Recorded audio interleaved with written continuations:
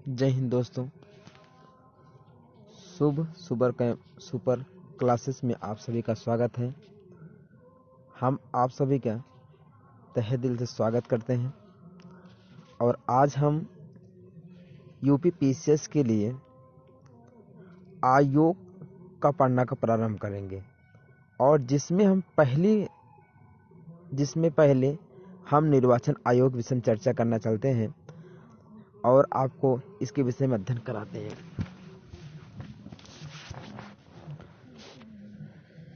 निर्वाचन आयोग क्या है, इसके विषय में पहले देखते हैं कि भारत निर्वाचन आयोग, जिसे चुनाव आयोग के नाम से भी जाना जाता है, यह एक स्वायत्त संवैधानिक निकाय है।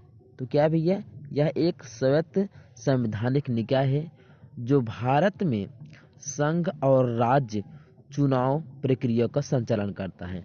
तो ध्यान देना, जो भारत का निर्वाचन आयोग है यह क्या करता है, भारत में केंद्र और यानी राज्य के लिए और संघ के लिए निर्वाचन का प्रारंभ करता है, प्रक्रिया का संचालन करता है।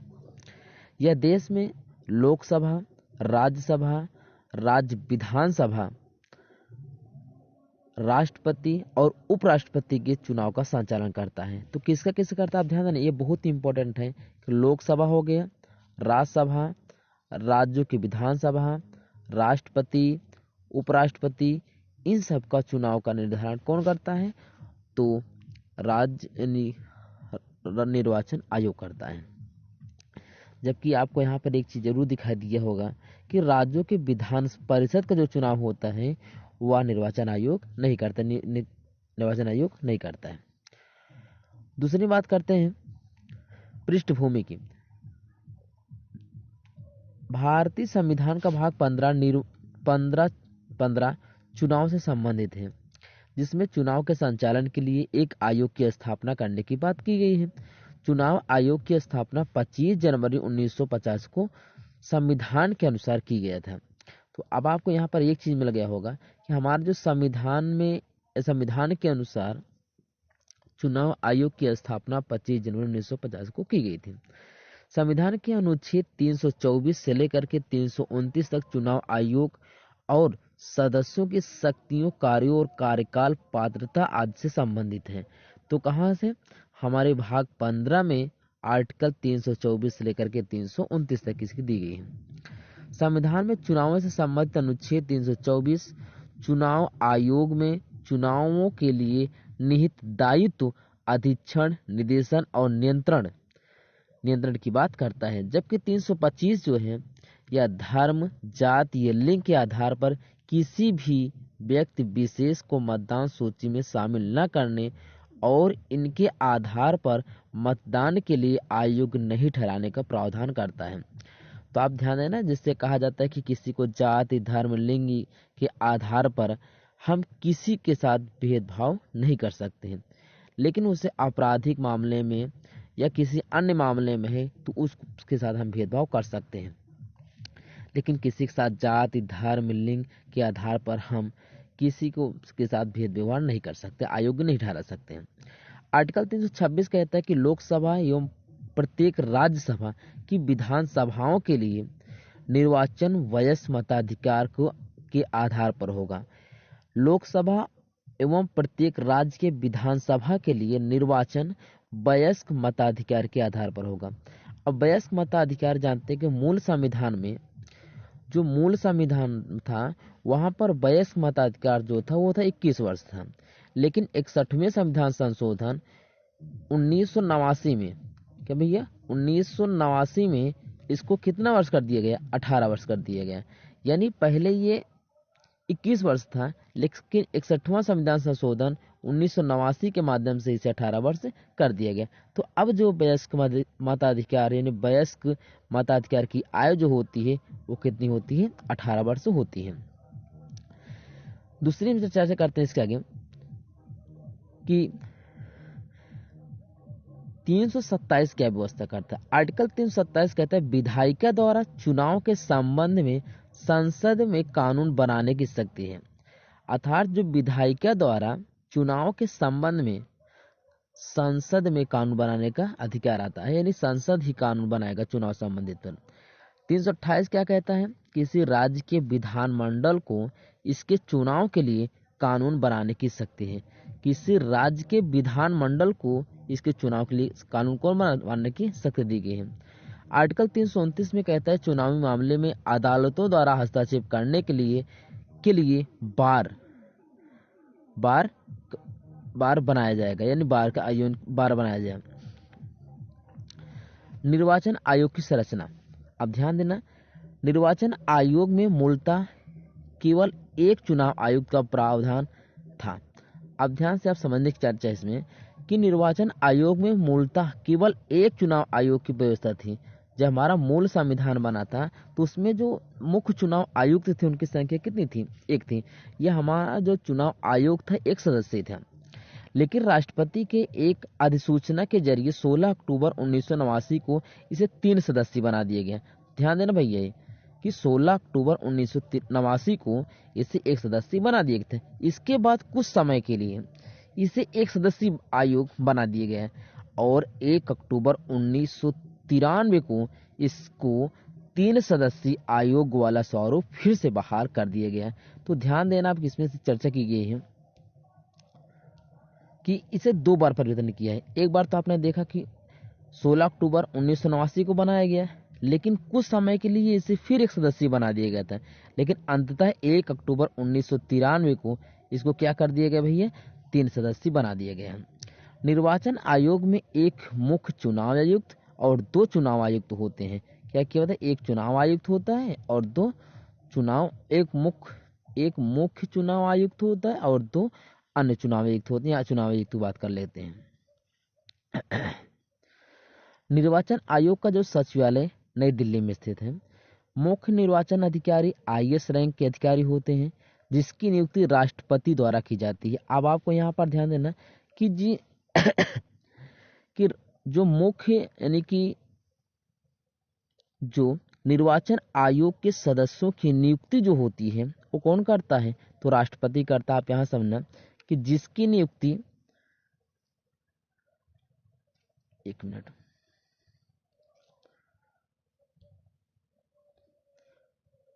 जिसकी नियुक्ति राष्ट्रपति द्वारा की जाती है और इसमें 3 सदस्य होंगे। 3 में मुख्य चुनाव आयुक्त और मुख्य चुनाव आयुक्त एक होगा और 2 चुनाव आयुक्त होंगे। तो इनकी तीनों की नियुक्ति कौन करेगा? राष्ट्रपति नियुक्त करता है। इनके कार्यकाल की बात करते हैं। इनका जो कार्यकाल होता है वो 6 वर्ष या 65 वर्ष की आयु होता है, दोनों में जो पहले हो जाए। 6 वर्ष या 65 वर्ष, इनमें से 2 जो पहले कर लेंगे वह इनकी कार्यकाल माना जाएगा। इन्हें भारत के सर्वोच्च न्यायालय के न्यायाधीश के समकक्ष दर्जा प्राप्त होता है और समान वेतन एवं भत्ते मिलते हैं। तो ध्यान देना, भारत के जितने सर्वोच्च न्यायालय के पास न्यायाधीश के समकक्ष इनको भी सारी शक्ति यानी समकक्ष दर्जा प्राप्त है। इनको उतना उनके समान ही वेतन इनको मिलता है, भत्ते भी मिलते हैं। मुख्य चुनाव आयुक्त को संसद द्वारा सर्वोच्च न्यायालय के न्यायाधीश को हटाने की प्रक्रिया के समान ही पद से हटाया जाता है। जिस प्रकार सर्वोच्च न्यायालय के न्यायाधीश को हटाया जाता है, उसी प्रक्रिया के माध्यम से मुख्य चुनाव आयुक्त को भी हटाया जाता है संसद के माध्यम से। तो ध्यान देना, इसकी नियुक्ति कौन करता है? राष्ट्रपति करता है, लेकिन हटाता कौन है? इसको हटाने की प्रक्रिया जो पूरा जाता है तो संसद के पास जाती है, संसद हटा सकता है।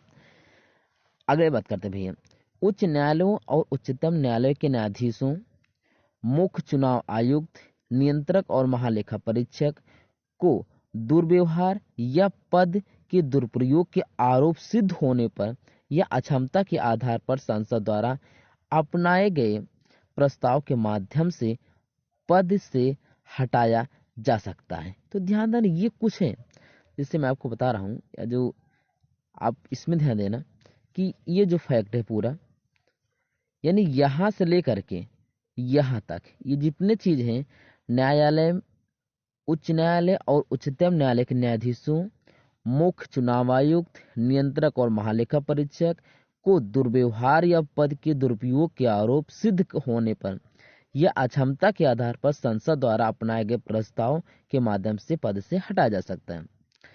निष्कासन के लिए 2/3 सदस्यों का विशेष बहुमत की आवश्यकता होती है और इसके लिए सदन के कुल सदस्यों का 50% से अधिक मतदान होना चाहिए। तो आप ध्यान है 2/3 होना चाहिए, 50% अधिक होना चाहिए, जो आपको सिंपल वे से जानते हैं।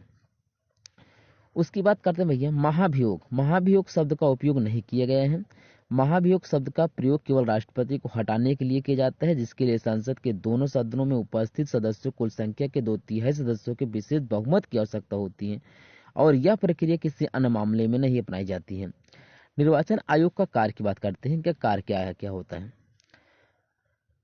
निर्वाचन आयोग के कार्य: चुनाव आयोग भारत में लोकसभा, देखिए भैया चुनाव ये क्या करता है, भारत में लोकसभा, राज्यसभा, राज्यों के विधानसभाओं, राष्ट्रपति उपराष्ट्रपति के चुनाव की संपूर्ण प्रक्रिया को आरक्षित करता, निर्देशन एवं नियंत्रित करता है। इसका सबसे महत्वपूर्ण कार्य अपने चुनाव या उपचुनाव कराने के लिए समय समय पर चुनाव कार्यक्रम तय करना होता है। यह निर्वाचन नामावली यानी वोटर लिस्ट तैयार करता है। तो आप ध्यान देना, इसका पहला काम जो होता है, हम इसको थोड़ा सा पतला कर दें और एक गाढ़ा कलर, चलो ये देखो, इसका जो काम होता है चुनाव या उपचुनाव कराना, ये तो इसका काम है, ये है। उसके बाद यह चुनाव का कार्यक्रम सेट करता है, कब कराना है होता है। उसके बाद साथ साथ ये अपना भैया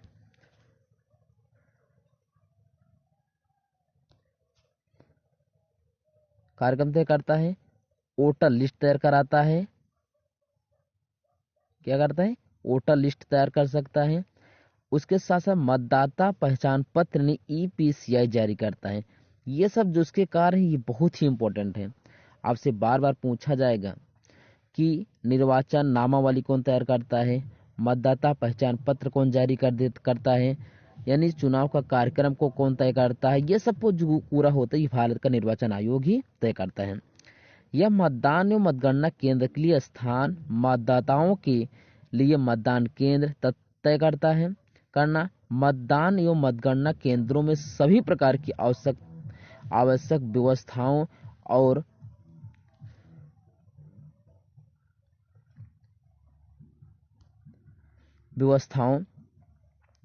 और अन्य संबंधित कार्यों का प्रबंधन करता है।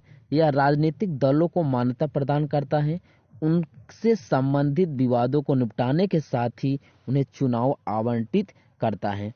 निर्वाचन के बाद आयोग ठहराए जाने के मामले में आयोग के पास संसद और राज्य विधानसभाओं के सदस्यों की बैठक हेतु सलाहकार क्षेत्राधिकार भी है। इसके साथ साथ बात करते हैं राजनीतिक दलों और उम्मीदवारों के लिए चुनाव में आदर्श आचार संहिता जारी करता है, ताकि कोई अनुचित कार्य न करे या सत्ता में मौजूद लोगों द्वारा शक्तियों का दुरुपयोग न किया जाए।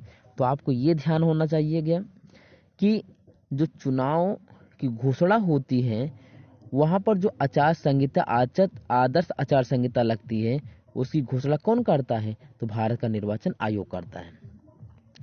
ये सभी राजनीतिक दलों के लिए प्रति उम्मीदवार चुनाव अभियान खर्च की सीमा निर्धारित करता है और उसकी निगरानी भी करता है, यानी जितना पैसा खर्च होगा उसको भी यही ध्यान देता है।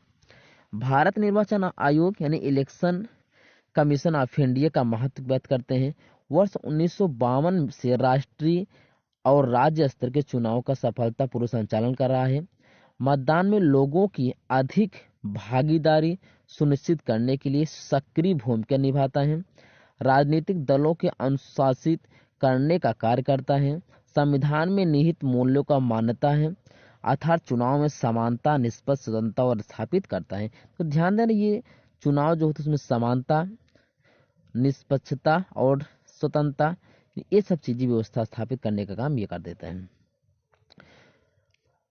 इसके साथ साथ विश्वसनीयता, निष्पक्षता, पारदर्शिता, अखंडता, जवाबदेही, स्वतंत्रता और कुशलता के उच्चतम स्तर का चुनाव आयोजित संचालित करता है। मतदाता केंद्रित और मतदाता अनुकूल वातावरण की चुनावी प्रक्रिया में सभी पात्र नागरिकों की भागीदारी सुनिश्चित करता है। चुनाव प्रक्रिया में राजनीतिक दलों और सभी हितधारकों के साथ संलग्न रहता है। अब थोड़ा सा मैं आपको आगे बताने का प्रयास करता हूँ। निर्वाचन आयोग के समक्ष चुनौती क्या क्या है। वर्षों में राजनीतिक में हिंसा और चुनावी दुर्भावनाओं के साथ साथ काले धन और अपराधी तत्वों को बोलबाला बढ़ा है और इसके परिमाण स्वरूप राजनीतिक और अपराधीकरण हुए हैं। इनसे निपटाना निर्वाचन आयोग के लिए एक बड़ी चुनौती है। राज्य की सरकारों द्वारा सत्ता का बड़े पैमाने पर दुरुपयोग किया गया जाता है, जिसके तहत कई बार चुनाव से पहले बड़े पैमाने पर प्रमुख पदों पर तैनात योग्य अधिकारियों का स्थानांतरण कर दिया जाता है। चुनाव के लिए सरकारी वाहनों और भवनों का उपयोग कर निर्वाचन आयोग का आदर्श आचार संहिता का उल्लंघन किया जाता है। यहाँ तक कि निर्वाचन आयोग के पास राजनीतिक दलों को विनियमित करने के लिए प्राप्त शक्तियां नहीं है। आपको ध्यान देना है, ये सबसे महत्वपूर्ण क्वेश्चन है कि निर्वाचन आयोग के पास राजनीतिक दलों को विनियमित करने के लिए प्राप्त शक्तियां नहीं है। ये महत्वपूर्ण फैक्ट है। किसी राजनीतिक दल के आंतरिक लोकतंत्र और पार्टी के वित्तीय विनिमय को सुनिश्चित करने की भी कोई शक्ति निर्वाचन आयोग के पास नहीं है। किसी राजनीतिक दल के आंतरिक लोकतंत्र और पार्टी के वित्तीय विनिमय का सुनिश्चित करने का कोई भी शक्ति निर्वाचन के पास नहीं है। तो ये दो फैक्ट जो आपको दिखाए हैं, ये दोनों आपके लिए बहुत ही इंपॉर्टेंट होंगे। उसके साथ साथ हाल ही वर्षों में निर्वाचन आयोग की निष्पक्षता पर सवाल खड़े होने लगे हैं और यह धारणा जोर पकड़ रही है कि चुनाव आयोग कार्यपालिका के दबाव में काम कर रहा है। मुख्य चुनाव आयुक्त और अन्य दो आयुक्तों के चुनाव में प्रमुख संस्थागत कमियों में से एक है कम पारदर्शिता का होना, क्योंकि इनका चयन मौजूदा सरकार की पसंद पर आधारित होता है। इसके अलावा ईवीएम में खराबी, हैक होने और वोट दर्जा न होने जैसे आरोपों से भी निर्वाचन आयोग के प्रति आम जनता का विश्वास में कमी आती है। वर्तमान समय में सत्ताधारी के दल के पक्ष में निचले स्तर पर नौकरशाही की मिलीभगत के खिलाफ सतर्क रहने के आयोग के सब सामने बड़ी चुनौती है। आयोग के जनादेश का समर्थन करने वाली प्रक्रिया और अधिक कानूनी समर्थन प्रदान करने की आवश्यकता है। नैतिकता सुनिश्चित करने के लिए इतने तमाम बातों के हम आप बताएं। इसके साथ साथ भैया अब हम आपको इसके बाद जो नया आयोग आएगा होगा SC/ST आयोग आ गया, उसके साथ OBC आयोग, ये 3 आयोग को हम चर्चा करने वाले हैं। तो आज यही तक, इसके लिए धन्यवाद। प्लीज़ इस चैनल को सब्सक्राइब करें और बेल आइकन को दबाएं।